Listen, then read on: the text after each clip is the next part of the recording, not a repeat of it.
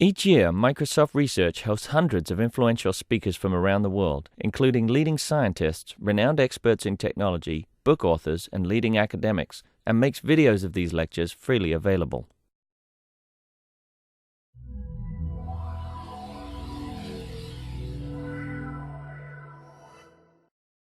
Good afternoon, everyone, and welcome.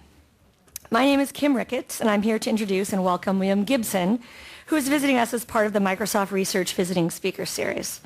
William Gibson is here today to discuss his book, Zero History. Gibson takes us to a recent past that feels as if it's just about to happen. Our present is a time defined by frenzied change, a world in which everything is growing faster and more connected at an exponential rate, and we are at a nodal point, a key point in history after which everything will be different. In Zero History, we're taken into the worlds of both military contracting and the fashion industry, institutions surprisingly related. William Gibson is the author of 9 books, including Spook Country, Pattern Recognition, and his 1984 debut novel, Neuromancer, which was the first novel to win the 3 top science fiction prizes, the Hugo Award, the Nebula, and the Philip K. Dick Memorial Award. A founder of the cyberpunk genre, Gibson is credited with coining the term cyberspace in his short story, Burning Chrome. Please join me in welcoming back William Gibson to Microsoft.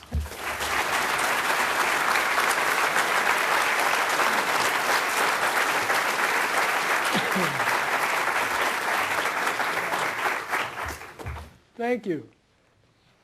Thank you. Thank you for having me back. Every time I come here, I feel like I've moved a little further away from just sort of overt material that caused me to be invited here in the first place.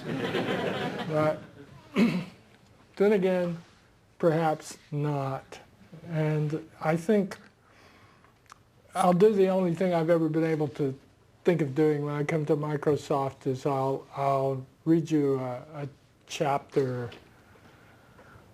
from Zero History, and then I will invite your questions, which I will, probably fail to be able to answer, but I'll do my best. And that's always the fun part for me.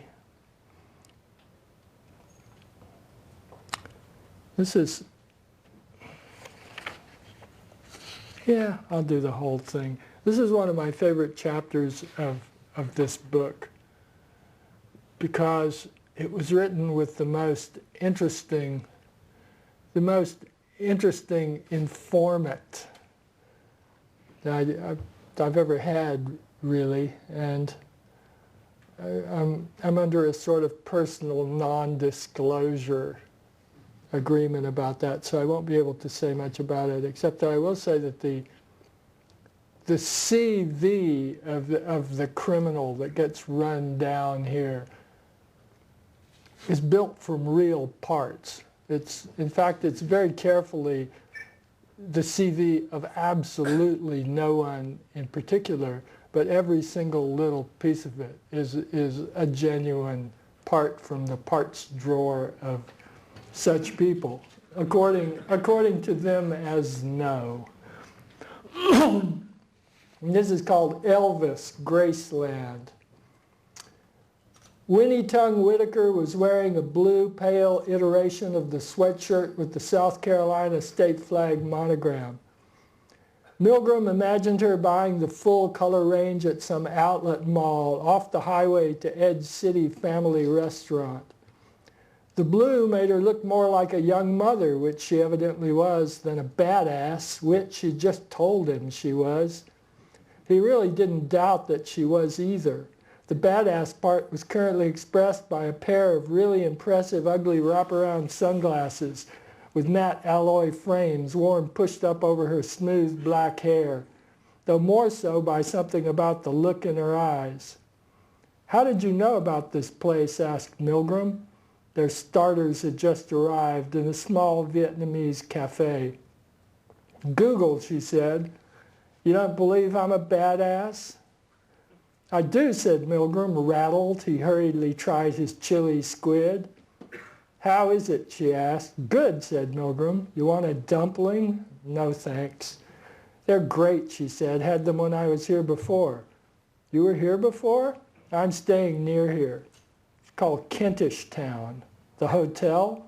The neighborhood. I'm staying with a retired detective. Scotland Yard. Seriously, she grinned. There's a club, the International Police Association, hooks us up with lodging in members' homes, saves money.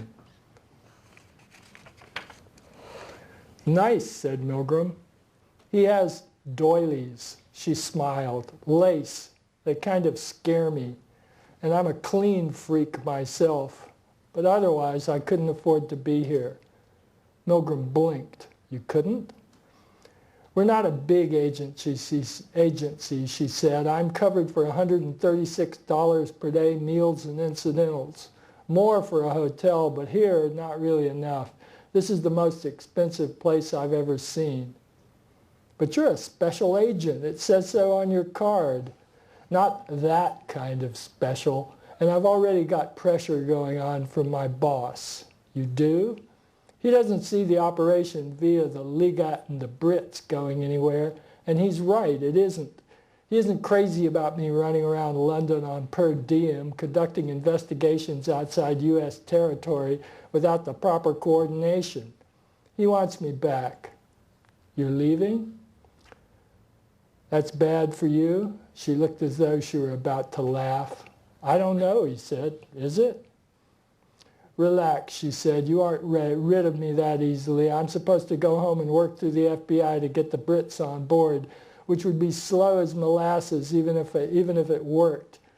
The guy I've got the really serious hard-on for, though, he'd be gone anyway. Thinking about this person, Milgram noticed, made her eyes look beady, and that brought back his initial reaction to her in Covent Garden. Recruiting a U.S. citizen in the U.K. is okay, she said, but interacting with non-U.S. citizens in furtherance of a criminal investigation or a national security matter, not so much. No, Milgram asked. He had the feeling somehow that he'd just penetrated some worryingly familiar modality, one that felt remarkably like a drug deal. Things were going seriously transactional. He looked around at the other diners. One of them, seated alone, was reading a book. It was that kind of place. If I did that, she said, the Brits would get very upset, fast. I guess you wouldn't want that, Milgram suggested. Neither would you, she said. No, Milgram agreed. Your tasking is about to get a lot more specific, she said. Tasking? How's your memory, she asked. Well, the past 10 years or so, Milgram said, non-linear. I'm still putting it together. But if I tell you a story, she said, a fairly complicated one now, you'd retain the general outline and some of the detail. Hubertus says I'm good with detail, he said. And you won't inflate it, she said, distort it, make up crazy shit when you tell it to someone else later on? Why would I do that, he asked. Because that's what the people we tend to work with do, she said. Why? Because they're pathological liars, narcissists, serial imposters, alcoholics, drug addicts, chronic losers, and shitbirds. You're not going to be like that, are you? No, said Milgram. The waitress arrived with their bowls of pho. Curriculum vitae, she said, and blew on her pho, the shaved beef still bright pink. 45 years old. Who is? Milgram asked. Just listen. 2004, he resigns his commission. 15 years an officer in the U.S. Army. Rank of major. Last 10 years of that, he was with 1st Special Forces Group in Okinawa, Fort Lewis, and Tacoma. Spent most of his career deploying in Asia. Lots of experience in the Philippines. After 9/11, he does deployment in Iraq and Afghanistan. But before the Army figures out how to do counterinsurgency, resigns because he's a classic self-promoter, believes he has a good chance at striking it rich as a consultant. Milgram listened intently, methodically sipping broth from the white china spoon. It gave him something to do, and that was very welcome. 2005, she said, through 2006, he tries to get work as a civilian contractor with CIA, interrogation, and whatnot. Whatnot? Milgram asked. She nodded gravely. They see, she said, to their credit, that his talents and expertise don't really go that way.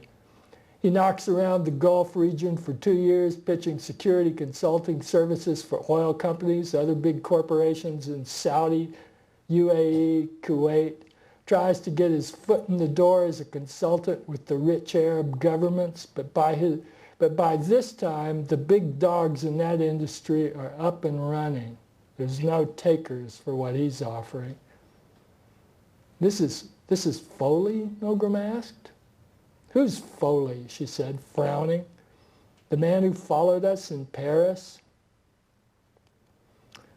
She glared at him. Did he look 45 to you? You might not make such a good informant after all.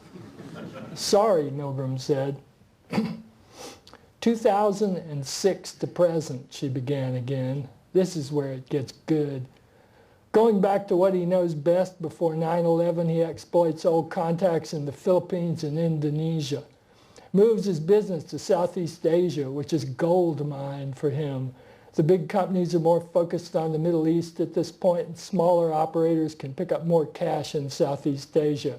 He starts by doing the same security consulting work for corporate clients in Indonesia, Malaysia, Singapore, and the Philippines. Hotel chains, banks. He games the political connections of those corporate clients into consulting work for those governments. Now he's teaching tactics, counterinsurgency strategies, which he's maybe only barely qualified to do. Interrogation, which he's not qualified to do at all. And more, whatnot. Instructing police units, probably the military too. And here's where he starts to seriously get into arms procurement. Is that illegal, Milgram asked. Depends how you do it, she shrugged. Of course, he also has some former service buddies working for him by this point. While he's teaching tactics, he's also specifying the equipment these outfits will need. He starts small, outfitting counter-terrorist police squads with special weapons and body armor, stuff sourced from American companies where he has ties of friendship. But if general officers of these countries' militaries get visibility on what he's doing and get a chubby from it, while some of them are highly disposed to do, and are also impressed by his Rambo routine, your classic multi-talented American commando, but with more business acumen, they can start talking to him about equipment needed by their military's conventional forces. She put her spoon down. So here's where we start talking real money. He's selling arms, Milgram asked. Not quite, she said. He becomes a hookup artist. He's hooking up deals with contacts in the United States, people who work for companies that build tactical vehicles, UAVs, EOD robots, mine detection, and removable equipment. She sat back, picking up her spoon again. And uniforms. Uniforms, Milgram asked. What did your Blue Ant guy think, she asked him, they had picked up in South Carolina? An army contract, Milgram asked. Right, but the wrong army, at this point anyway. And at this point, the man I just described to you regards your employers as direct and aggressive competitors. Those pants you were looking at are his first shot at contracting equipment himself. He won't just be the hookup. I don't like the way this sounds, Milgram said. Good, she said. What you need to remember with these guys is that they don't know they're con men. They're wildly overcompetent. Omnipotence, omniscience, that's part of the mythology that surrounds the special forces. I had those guys hitting on me every last day in Baghdad, She held up her fist, showing Milgram her plain gold wedding band. Your guy can walk in the door and promise training in something he personally doesn't know how to do and not even realize he's bullshitting about his own capabilities. It's a special kind of gullibility, a kind of psychic tactical equipment that he had installed during training. The Army put him through schools for that promised to teach him how to do everything that matters. And he believed them. And that's who your Mr. Big End has interested in his ass today, if not seriously after it. Milgram swallowed. So who is Foley? The designer, she said. You can't make uniforms without a designer. He was at Parsons, the new school for design. In New York, Milgram asked. Kind of doubt he fit in, she said, but never mind him. Michael Preston Gracie's who I'm after. The major? I don't understand what it is he's done. Crimes that involve lots of official acronyms, she said. Crimes that would take me all night to explain accurately. I hunt in an underbrush of regulations. But the good thing about these guys for me is that the smaller the transgression, the sloppier they'll handle it. I watch the underbrush for twigs they've broken. That was DERMO in this case. DERMO? DRMO, Defense Reutilization and Marketing Offices. They sell off old equipment. He manipulates old Army buddies illegally. Equipment sold on to foreign entities, be they companies or governments. ICE notices a shipment, all curiously shiny new. No ITAR violations, but they note the shiny, the new. I look into it, turns out those radios were never meant to be sent to DRMO at all. Look a little closer and the DRMO buy wasn't quite right either. See, he's involved in lots of these purchases, lots of contracts. Nothing huge, but the money seriously adds up. Those pants of yours look to me like the start of a legitimization phase. Like he started listening to lawyers. Might even be a money laundering angle there. What did I tell you his name was? Gracie, Milgram said. First name, Peter, Milgram said. I'll give you a mnemonic, she said. Elvis Graceland. Elvis Graceland? Preston Gracie, Presley Graceland. What's his name? Preston Gracie, Milgram said. Mike. She smiled. What am I supposed to do with this, Milgram asked. Tell Big End, she said. But then he'll know all about you. Only as much as you tell him. If we were back in the States, I'd play this another way, but you're my only resource here, and I'm out of time. Tell Big End there's this hard-ass federal agent who wants him made aware of Gracie. Big End has money, connections, lawyers. If Gracie fucks with him, let's make sure he knows who to fuck back at. You're doing what Big End does, Milgram said, more accusingly than he intended. You're just doing this to see what happens. I'm doing it, she said, because I find myself in a position to. Maybe somehow it'll cause Michael Preston Gracie to fuck up or get fucked up. Sadly, it's just a gesture in the face of the shitbird universe on behalf of my ongoing frustration with its inhabitants. But you need to tell Big Ed, fast. Why, Milgram asked. Because I've got Gracie's flight schedule on APIS via CBP. He's on his way here, Atlanta by way of Geneva. Looks like he's laying over for a meeting there, 4 hours on the ground. Then he's into Heathrow. And you're leaving, Milgram asked. It's a piss-off, she said, but yeah, and my kids and husband miss me. I'm homesick. I guess it's time. She put down her spoon, switching to chopsticks. Tell Big End, tonight.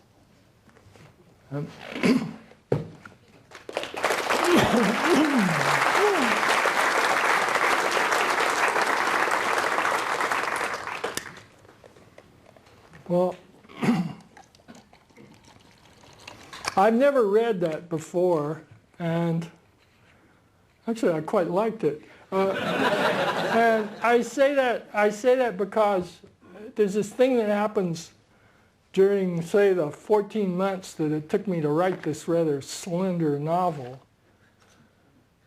And that's kind of 14 months, pretty much 14 months of 7-day weeks. And by the time I get to the end of that, I've been over every part of it literally hundreds of times and cannot register it at all as a coherent experience until the very first time I hear myself read it to an audience. And as I just read that, and the weird thing is, it's pretty much the last time I'll ever be able to hear it that way. So actually, there's a way that I really treasure doing this, because it's the only time I sort of get it the way a reader might get it.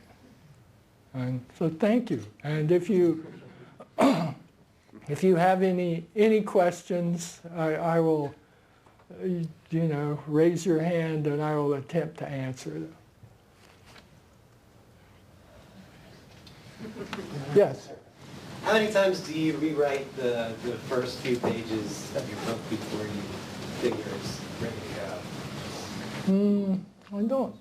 Like many times. Actually, what I do is for maybe the first third of the process, every time I start to write, I go back to word one and very quickly go through the whole thing, sort of making changes without even consciously thinking about it much.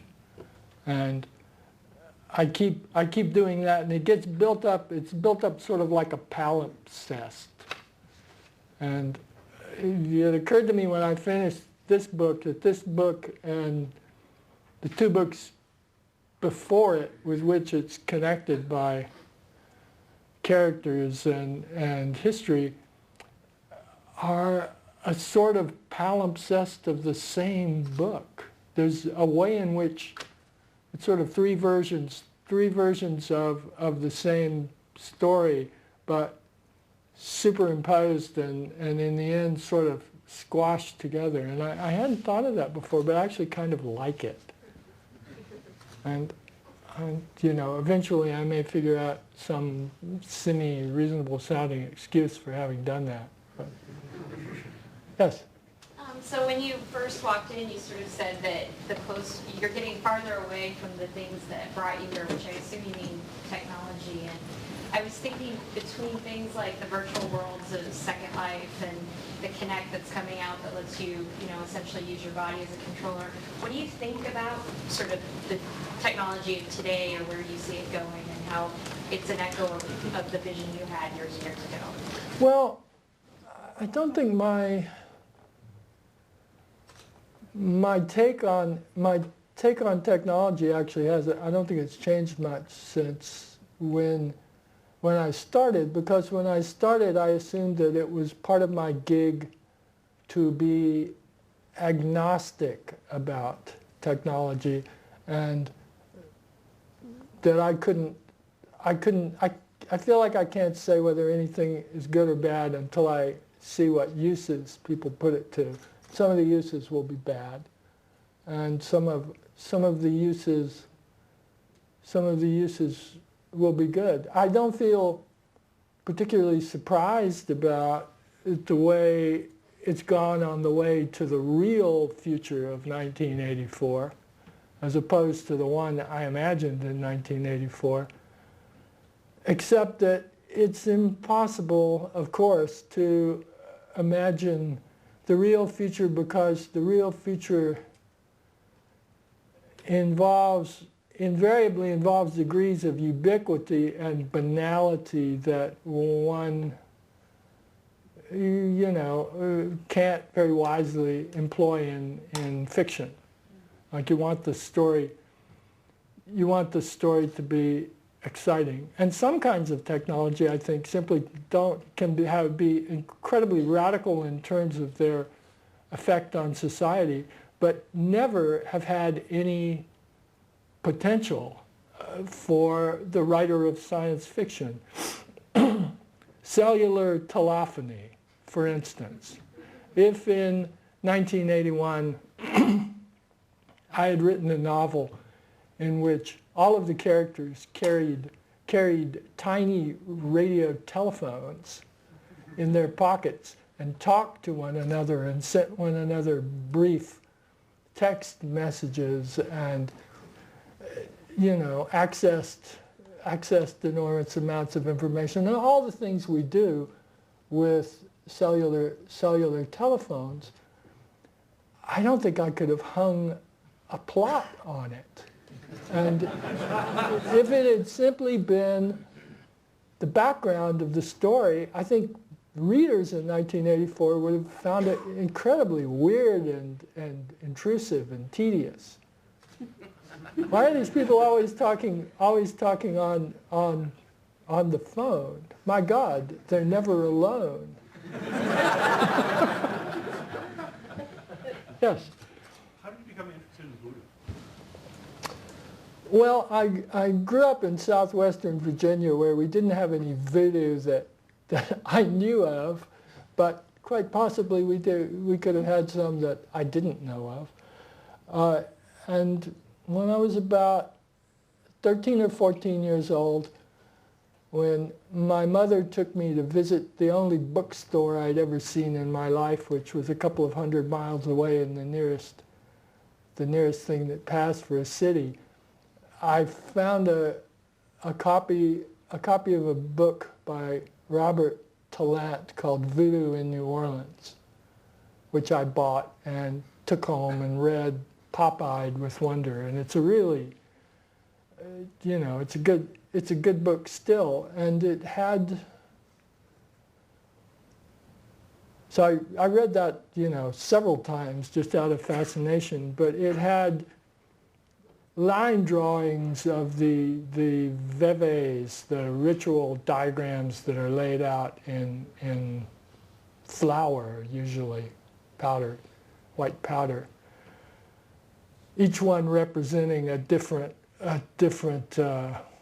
member of the pantheon of that particular religion. And what struck me about them when I was 14 years old was they looked incredibly like the circuit diagrams that came with my Heath kits. And there didn't seem to be anywhere to go with that. It was just a curious resemblance. But many years later, when I was writing Count Zero, my second novel, that came back to me, and cyberspace thereby became populated with the Loa, to my great delight. But that's basically all I know about it. I don't really know, you know, I've had no personal contact really. Just a white guy biting other people's culture. Yes? How do you decide what to pay attention to on Twitter? Well, I have a module that I've developed throughout my life for the detection of novelty. And I used to, before I had access to the web, I was a sort of power consumer of magazines, mostly foreign magazines, and I would, probably my biggest operating expense as a writer is I'd go to the best magazine store in town and buy $200 or $300 worth of glossy foreign magazines, which could be like scarcely thicker than this in a shopping bag, and take them home and put them beside my computer and just kind of flip through them randomly. And how I chose, I simply allowed myself to be attracted to things that I found interesting. So my strategy with Twitter for following people is that if someone presents themselves to the Ever Hungry module as an incredibly efficient and productive aggregator of novelty, you know, I push the follow button. So if you can get like 20 super novelty aggregators on Twitter, you've got a flow of groovy random shit that's never been equaled in human history that I know of. Yes? Have you read any good books lately? Oh, Zoo City by Lauren Bucas, which isn't spelled the way it's pronounced, but if you Google Zoo City Lauren, you'll find it. And there's going to be an American edition, I think in about 6 months. Someone said it's a cross between Raymond Chandler and Jeff Noon, which sort of gets it, except that she's South African, which makes it really, really different. And that's like definitely my current favorite in the genres, if you could call it a genre piece, which it actually doesn't deserve, but you know, it will probably wind up marketed that way.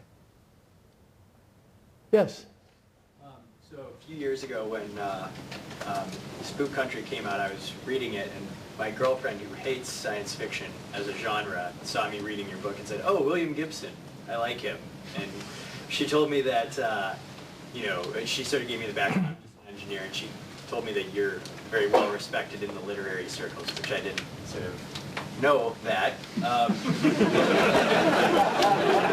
But that caused me to sort of do some research of my own, and I read Dahlgren, the edition with your introduction for it, and I was wondering, did that book,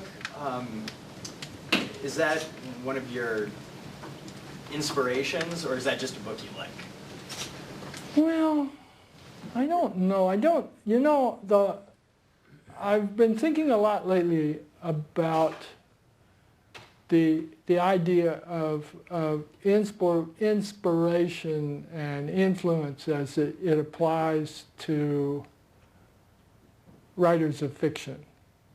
And I think it's one of those ideas that's sort of an unexamined premise of our culture, but when we examine it, it doesn't quite turn out to be what we think it is. For one thing, there would be, I think you have to assume that the writer is a sort of fixed system moving along the timeline in order to assume that when the writer encounters and reads, possibly for the only time or maybe twice, a work of fiction at age 23, that when that same author has moved down along the timeline, and you talk about the influence of that work he read at age 23, it seems to me to involve the assumption that you're dealing with the same system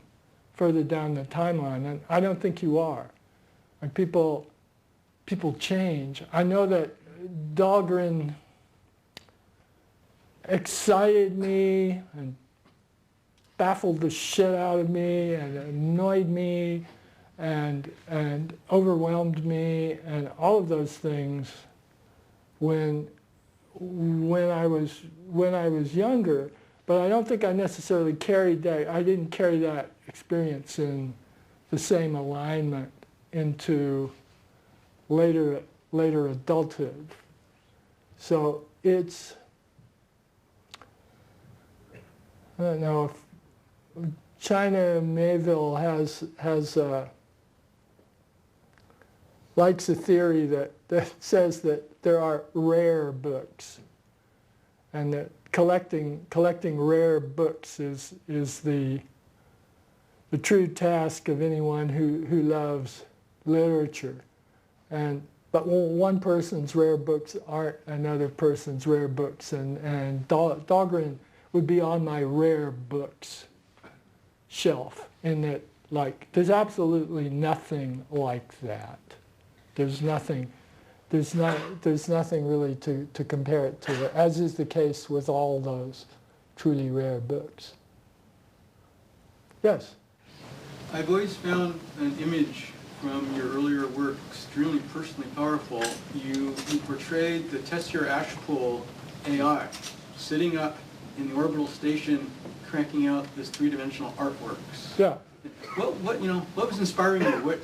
What you're thinking about when you wrote that? No, Joseph Cornell, who the American,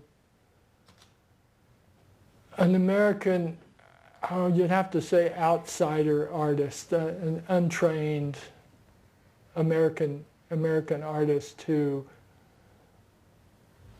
admired the European surrealists and received some public respect from them in his lifetime. And he mostly made small set-like boxes containing found objects.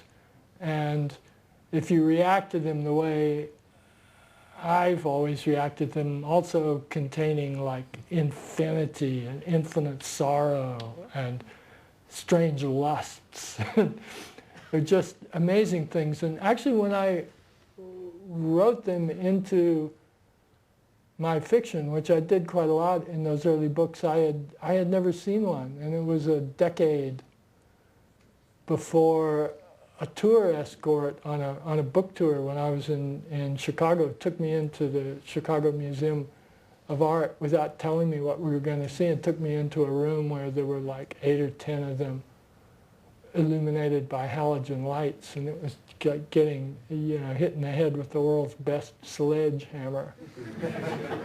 And I've never seen a real one since. But that was it. The idea was that the AI, which had gone quite potty at that point, spent all its time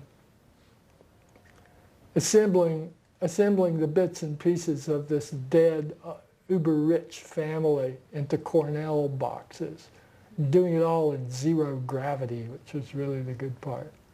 So, yes? I read pattern recognition a few years ago, and a good part of the book happens in Russia, and I was really surprised how accurate the portrait was, like very non-CNN-like and very lifelike, right? So the question is, how do you actually research things like before you write? Like, do you actually go to all the places and spend time there, or? Well, thank you. I'm glad it worked. You're like proof of process, right there. I've never been to Russia, but I've had a keen secondhand interest. And at one point I was involved with a brilliantly wacky but ultimately abortive film production process, as so many of them turn out to be, that would have been set in Russia, and they needed me to go and check it out on the ground, and I had a contract to write a novel and a deadline, and I just couldn't see dropping it and going to Russia and maybe blowing the contract. So I managed to arrange to send my good friend and fellow novelist Jack Womack, and Jack went and came back and told me like a lifetime of incredible stories, many of which wound up in pattern recognition. So that was sort of the basis of my Russian world building. But I was super, super fortunate that another good friend of mine, Eileen Gunn, happened to be in Russia when I was doing that. So I would email her the Russia I was making up, and she would email me back snapshots of the Russia she was inhabiting, the real Russia she was experiencing, and the subjects of the snapshots were chosen for their similarity to the imaginary Russia. So I would then sort of reverse engineer it and get another iteration and send it back. And she was there for a few weeks, so we did it over and over and over. And she's an extremely talented writer herself and a wonderful observer of things. And in the end, what you see is what I got. And the thing that makes me sad about that is, you know, that's so very pre-Google Street View. So we don't need to do that anymore. Yes? Obviously, we appreciate your view of culture and history. We read a talk recently that you gave around, it was at a luncheon around capital F future. Do you remember that? Yeah, at the Book Expo, I think. And if you could talk a little bit about that and what you imagine might be replacing our fascination for what used to be the capital F future today?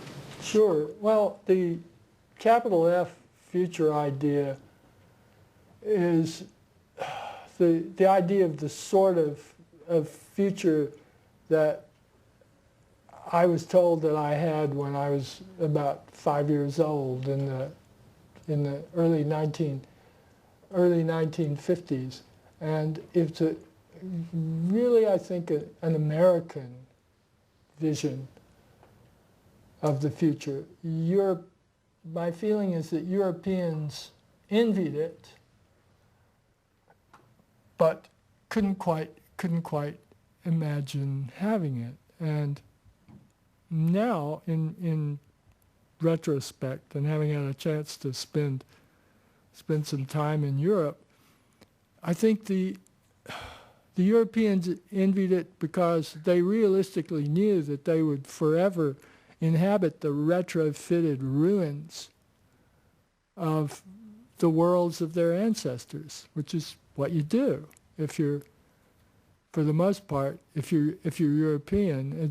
I think the American capital F future is the result of that impulse,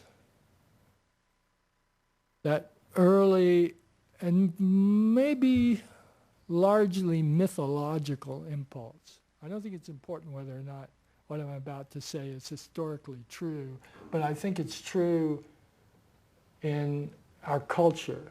And that's when things get like all messed up and tedious where you're living and you think there might be a better way, you light out for the territories. And when you get to the territories, supposedly, you start building the new city. You start building the capital F future, and everything in it will be equally new. And everything in it will be equally free of the taint of the past. And I think we got a long way on that. But I think somewhere 20 or 30 years ago, the wheels drove into the California surf, and some part of the deep national mythology stopped and said, wait a minute, that's it.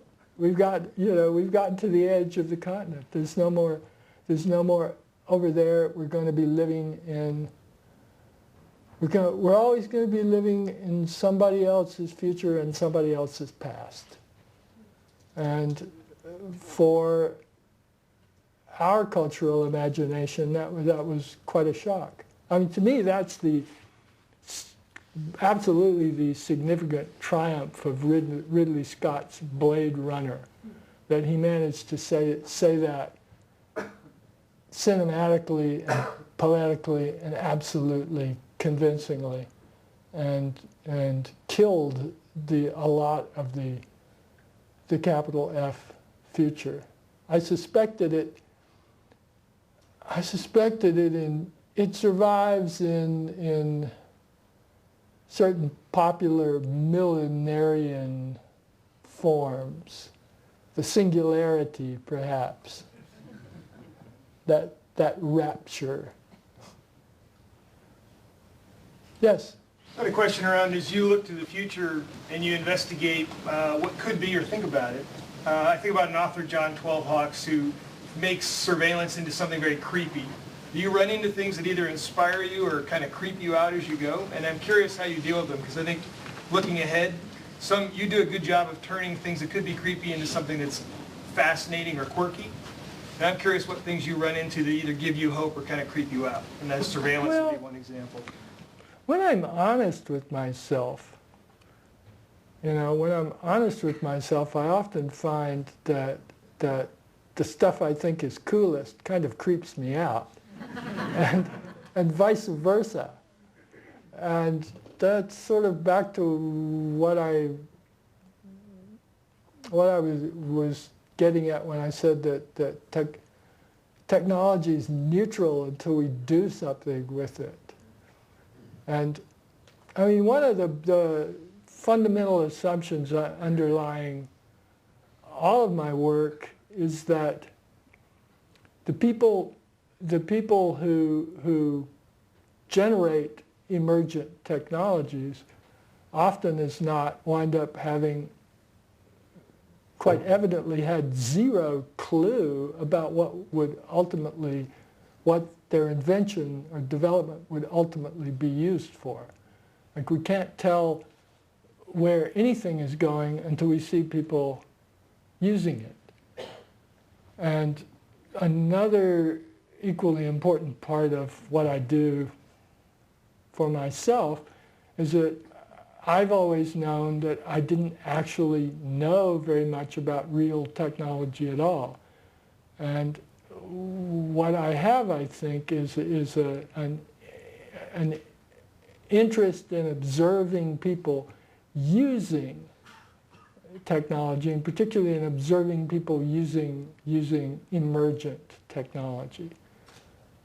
And so I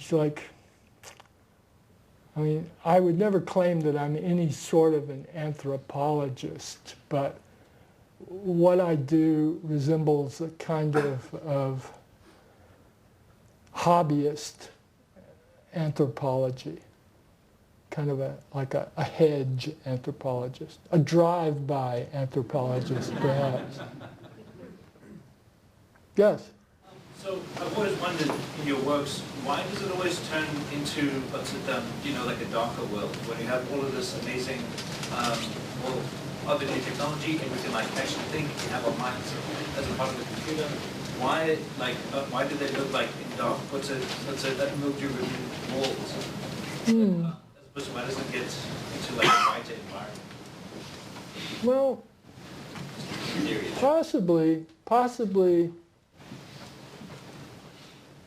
possibly because I'm not sure that I've ever actually experienced the other outcome in the complete absence of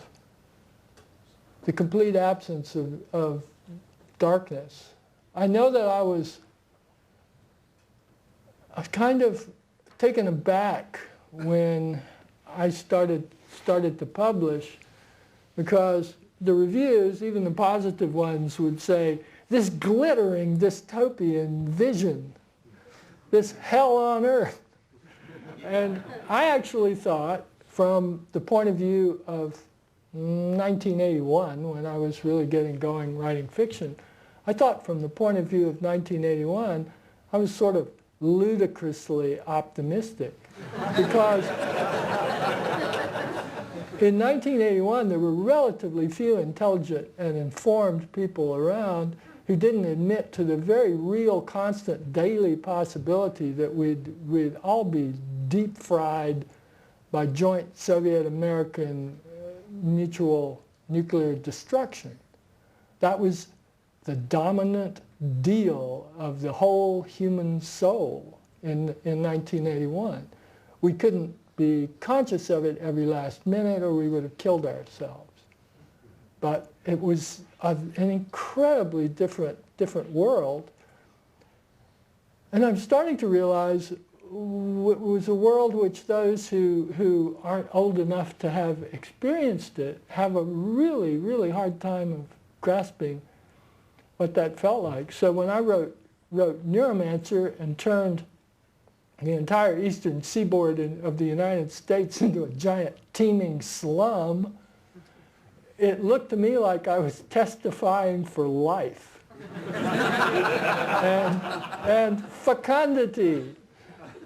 Fecundity, because in plenty of the sort of smarter science fiction of that day, that particular real estate was some kind of mutant zombie haunted wasteland.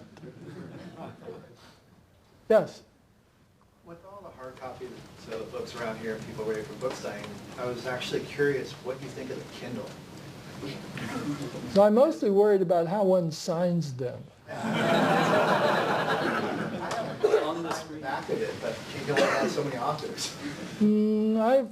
It's occurred to me that, I probably should be carrying a mechanic's carbide-tipped marker. Volunteering to give your screen a permanent kiss, perhaps just in the corner. It's a snapshot. That's for the Kindle then. Huh? Not the signature. Ah, okay. Yeah. Well, pictures are always good, but I imagine I'll wind up signing quite a few of them with those big sloppy silver paint pens because I've signed innumerable laptops and cell phones and even the odd motherboard where some totally obsessive and overly handy young person has extracted the motherboard and brought it in for signing, and it will then go back into the machine and become a covert William Gibson autograph. And on that note, I think I'm gonna thank you and go in and sign any books or Kindles or whatever you've got. So thank you very much.